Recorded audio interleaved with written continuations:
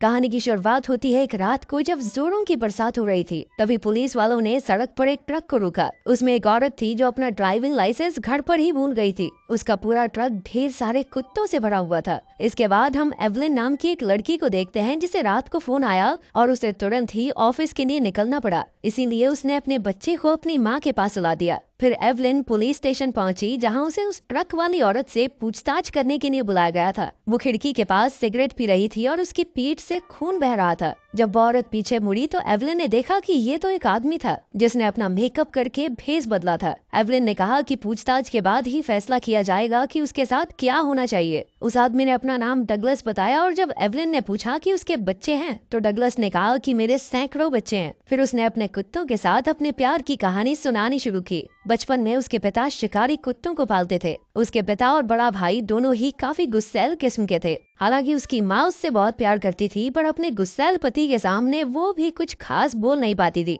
उसके पिता कुत्तों को भूखा रखकर उन्हें शिकारी कुत्ता बनाते, लेकिन डगलस अक्सर उन कुत्तों को खाना खिला देता था। जब उसके पिता को ये पता चला तो उन्होंने उसे भी कुत्तों के साथ पिंजरे में बंद कर दिया। तब सभी कुत्तों ने अपने नए साथी को गले लगाकर उसे गर्माहट दी। वहीं उसकी माँ दोबारा से प्रेग्नेंट हुई तो उसने सोच लिया कि वो अपने होने वाले बच्चे को इस नर्क में तो नहीं पालेगी। इसीलिए वो मौका देखकर घर से भाग गई। जाते हुए उसने डगलस को खाने के कई डिब्बे दिए, जिस वजह से डगलस को पिंजरे में ज्यादा परेशानी नहीं हुई। खैर, कहानी के बीच में ही एवलिन उठकर वापस घर आ गई। उसकी माँ ने उसे बताया कि उसका शराबी पति घर के आसपास आकर बच्चे से मिलने की कोशिश कर रहा था, जबकि कोर्ट ने उसे एवलिन और अपने बच्चे से दूर रहने की सख्त हिदायत दी थी। इधर गिरफ्तारी से पहले एक लड़का डगलस को एक लावारिस कुत्ता देने आया था। उसने बताया कि एल्वर्डुगो नाम का एक गैंगस्टर मार्था नाम की एक औरत को बहुत ज्यादा परेशान कर रहा है। तब डगलस ने उसकी मदद करने का फैसला किया। उसने काले कपड़े पहनकर औरत का भेष बनाया और एल्वर्डुगो का पीछा किया।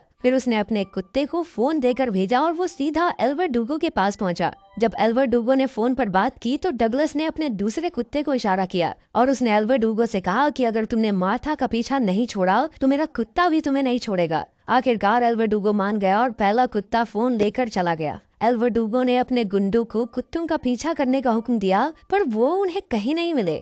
इधर एवलिन डगलस के घर की तलाशी लेने पहुंची, जो किसी जंग के मैदान से कम नहीं लग रहा था। वहां से लौटकर वो फिर से डगलस से मिली और उसकी कहानी सुनी, जहां उसके भाई ने उसके पिंजरे पर डॉग मैन का झंडा लगा दिया था। डगलस ने बताया कि एक दिन उसके भाई ने उसे कुछ कुत्तों को छिपाते हुए देख लिया, जिसके बाद उसने तुरंत ही अपने पिता से शिकायत कर दी। उसके पिता गुस्से में बंदूक लेकर आए तो डगलस पागल होकर कुत्तों की तरह भौंकने लगा। जल्द ही सभी कुत्ते गुस्से में पिंजरा काटने लगे। उसके पिता ने अचानक से डगलस पर गोली चला दी और वो नीचे गिर गया। इसके बाद उसका भाई तुरंत अपने पिता को अंदर ले गया। इधर डगलस ने अपनी कटी हुई उंगली एक लिफाफे में डाली और एक कुत्ते को पुलिस की गाड़ी दिखाकर उन्हें उंगली देने को कहा। कुत्ता लिफाफा लेकर भाग गया और काफी समय भटकने के बाद उसे पुलिस की गाड़ी मिल ही गई। कटी हुई उंगली देखकर पुलिस वाले कुत्ते के पीछे आए और डगलस के घर पहुंचकर उन्होंने उसके पिता और भाई को गिरफ्तार कर लिया। उन्होंने डगलस को उठाया, पर वो चलने की शक्ति खो चुका था। असल में वो गोली उसकी उंगली काटकर सीधा दीवार पर लगी और फिर उसकी रीढ़ की हड्डी में घुस गई। अगर डॉक्टर्स गोली निकालते तो उसकी रीढ़ की हड्डी को खतरा था, और अगर डगलस चलेगा तो वो गोली कभी भी हिलकर उसकी जान ले सकती है। खैर, उसके पिता को 20 साल की सजा हुई, लेकिन 2 हफ्तों बाद ही वो जेल में मारा गया। वहीं उसके भाई को 12 साल की सजा हुई थी, पर अच्छे बर्ताव के कारण 8 साल बाद वो रिहा हो गया। उसके रिहा होते ही डगलस के कुत्तों ने उसका पीछा किया और एक अंधेरी गली में उसे घेर कर उसका काम तमाम कर दिया, पर डगलस ने इसके बारे में एवलिन को कुछ नहीं बताया। खैर, अपने पिता की कैद से रिहा होने के बाद उसे एक अनाथ आश्रम में भेजा गया, पर कोई बच्चा व्हीलचेयर वाले लड़के से दोस्ती नहीं करना चाहता था। फिर उसकी दोस्ती लाइब्रेरियन सलमा से हुई और उसने शेक्सपियर की किताबें पढ़नी शुरू कर दी। उसे सलमा से प्यार हो गया और जल्द ही वो दोनों थिएटर में नाटक करने लगे। सलमा ने उसे मेकअप की मदद से किसी भी किरदार में ढलना सिखाया। इन नाटकों में डगलस को बहुत मजा आने लगा, पर कुछ समय बाद सलमा काम की तलाश में शहर चली गई। डगलस अखबारों से उसकी तस्वीरें इकट्ठी करने लगा और कई साल बाद बड़ा होकर वो सलमा का नाटक देखने गया। नाटक के बाद वो सलमा से मिला तो सलमा ने उसे तुरंत ही पहचान लिया और उसे देखकर वो बहुत खुश भी हुई। डगलस ने अपनी किताब दिखाई जिसमें उसने सलमा की तस्वीरें इकट्ठा की थी। तभी कमरे में एक आदमी आया जो असल में सलमा का पति और उसके होने वाले बच्चे का बाप था। ये देखकर डगलस का दिल चकनाचूर हो गया और वो सलमा को अलविदा कहकर अपने कुत्तों के पास आ गया। उसे एहसास हुआ कि उसका पहला प्यार कभी पूरा नहीं हो पाएगा, इसीलिए वो गुस्से में बुरी तरह चिल्लाने लगा, यहाँ तक कि वो खड़ा भी हो गया और अचानक गिर पड़ा। उसे देखकर कुत्ते भी भौंकने लगे और बाहर आकर उसके शरीर से लिपट गए। आखिरकार डगलस ने दिल जले आशिक की तरह अपने बाल काट दिए, पर मुसीबतें अभी खत्म नहीं हुई थी। एक दिन कुछ सरकारी अफसरों ने आकर उसे कुत्ते का शेल्टर खाली करने को कहा, क्योंकि अब सरकार के पास इसे चलाने का पैसा नहीं था। पर असल में वो ये जमीन कंपनीज को बेचकर पैसे कमाना चाहते थे। आखिरकार डगलस अपने कुत्तों को लेकर एक खंडर जैसी लैब में आ गया और इतने सारे कुत्तों को खाना खिलाने के लिए उसे पैसों की जरूरत थी। इसीलिए डगलस ने काम ढूंढना शुरू किया। उसने हर जगह इंटरव्यू दिया, पर किसी ने उसे नौकरी नहीं दी, क्योंकि वो एक अपाहिज आदमी को काम पर नहीं रखना चाहते थे। खैर, एक दिन वो थिएटर में शो देखने गया, जहां उसे अपने पुराने दिन याद आ गए। उसने इस ग्रुप के साथ काम करने की इच्छा जाहिर की और कुछ समय तक खड़े होकर भी दिखाया, जिसे देखकर सभी हैरान रह गए। सभी कलाकारों ने उसकी तारीफ की और आखिरकार डायरेक्टर ने उसे ग्रुप में शामिल कर दिया। जल्द ही डगलस की परफॉर्मेंस का दिन आ गया और वो मेकअप लगाकर तैयार हो गया। उसके साथ ही उसे स्टेज तक ले आए और वो खड़ा हो गया। जब पर्दा खुला तो उसने एक बेहतरीन फ्रेंच गाना सुनाया, जिसे दर्शकों ने बेहद पसंद किया। इसके बाद एवलिन ने उससे पूछा कि वो गाने के अलावा कुछ और भी करता है क्या। तो डगलस ने कहा कि वो लोगों को अपने कुत्ते देखकर उनकी सुरक्षा में मदद करता है। उसने बताया कि उसके कुत्ते इतने समझदार हैं कि खाना बनाते समय उसे सही मसाले तक लाकर दे सकते हैं। उनकी ये काबिलियत देखकर डगलस ने उन्हें अमीरों के घर से जेवर चुराना सिखाया। जल्द ही उसके कुत्ते बड़ी सफाई से चोरियां करने लगे और इंश्योरेंस कंपनीज को नुकसान की भरपाई करनी पड़ती थी। आखिरकार उन्होंने एक्रियन नाम के एक इन्वेस्टिगेटर को जांच के लिए भेजा। एक्रियन उस औरत के घर गया जिसके यहाँ चोरी हुई थी और उसने पूछा कि चोरों के आने पर कुत्ते भौंके क्यों नहीं। फिर उसने सीसीटीवी कैमरास की फुटेज निकाल कर देखी, जहाँ उसकी नजर एक कुत्ते पर पड़ी। वो कुत्ता घर में घुसा और घर के कुत्तों से कुछ बातें करने लगा।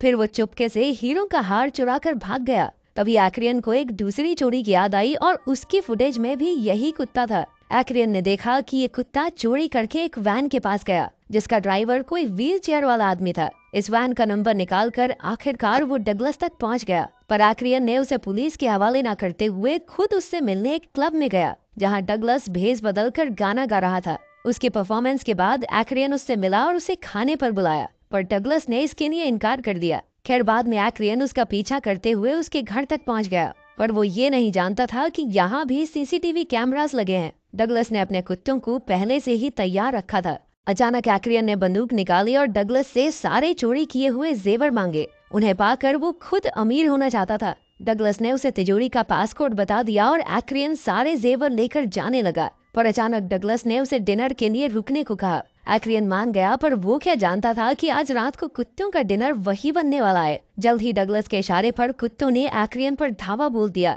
और उसे बुरी तरह नोच नोच कर खा गए। फिर एक दिन जब डगलस ने परफॉर्मेंस के लिए मैरिलिन मोनरे का भेस बनाया, तो एल्वर्डुगो के गुंडों ने उसके अड्डे पर हमला कर दिया। उन्हें खबर मिली थी कि उस दिन डगलस के कुत्तों ने ही एल्वर्डुगो पर हमला किया था। जब डगलस ने गोली की आवाज सुनी तो उसने अपने कुत्तों के सामने जंग का ऐलान किया और उसने खुद भी एक बंदूक उठा ली। फिर उसके कुत्ते गुंडों को घर में मौजूद अलग अलग जगहों पर ले गए। उन्होंने किसी को बिजली के झटकों से तो किसी को गड्ढे में गिराकर मार डाला, किसी को रस्सी से लटका दिया तो किसी को कच्चा चपा गए। इधर डगलस भी अपनी बंदूक से गुंडों का सफाया कर रहा था, पर पीछे से कुछ गुंडों ने उस पर हमला करके उसे जख्मी कर दिया। अब एल्वर्डुगो ने दीवार पर गोलियों की बारिश करके दीवार ही गिरा दी। फिर वो डगलस को गोलियों से भूनने ही वाला था कि एल्वर्डुगो की गोलियां खत्म हो गई। तब डगलस ने अपना ग्लास उठाकर कुत्तों को इशारा किया और उन्होंने एल्वर्डुगो का नामो निशान मिटा दिया। इसके बाद जब पुलिस वालों ने उसे गिरफ्तार किया तो उसने कहा कि ये सारे कुत्ते उसके बच्चों जैसे हैं। उसने कुत्तों को इशारा किया और सभी ट्रक से निकलकर भाग गए।